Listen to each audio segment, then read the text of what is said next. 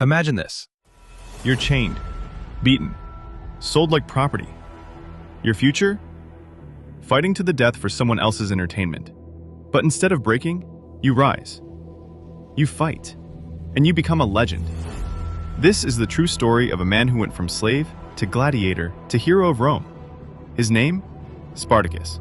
And trust me, you've never heard it told like this. Hey, welcome back to Ancient Empire Dust, where forgotten lives burn bright again. Now buckle up, because this one's brutal, inspiring, and a little insane. So let's rewind. Spartacus wasn't always a slave. He was actually a Thracian, a tough-as-nails warrior from the Balkans, fought for Rome, knew their tactics. But one day, he got on the wrong side of the empire, captured, shackled, sold into slavery, then thrown into the bloody world of gladiator training at a place called Capua. Now, Capua wasn't just some dusty fight camp. It was a factory for violence. Trainers beat the humanity out of you. You learned to kill, fast, and if you didn't, you died. But Spartacus, he learned everything. Not just how to fight, but how to lead. He quietly started building trust with the other slaves. Not just brawlers. Think cooks, medics, blacksmiths. It wasn't just muscle. It was a movement. Then one night, they snapped. 70-something gladiators broke out, stole kitchen knives, and stormed the compound.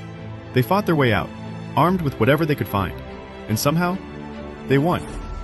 It didn't stop there. This ragtag group started freeing more slaves, growing in size. And Spartacus, he wasn't just fighting back. He was beating Roman forces, like real Roman legions. For 2 straight years, he embarrassed the Roman Republic. He crushed army after army. He even made it to the Alps, and could have escaped. But he didn't. Why? Because Spartacus didn't just want freedom for himself. He wanted it for everyone. He turned around, marched back into Rome, and went to war with an empire. Now, don't get me wrong, this wasn't a fairy tale. Rome doesn't take rebellion lightly.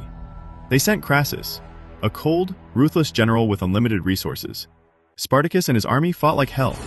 But Rome had the numbers, the money, the brutality. The final battle? It was a massacre. Spartacus was killed, his body never found. And as a warning, Rome crucified 6,000 of his followers. Mined the roads with their bodies from Capua to Rome, like a twisted billboard. Don't mess with us.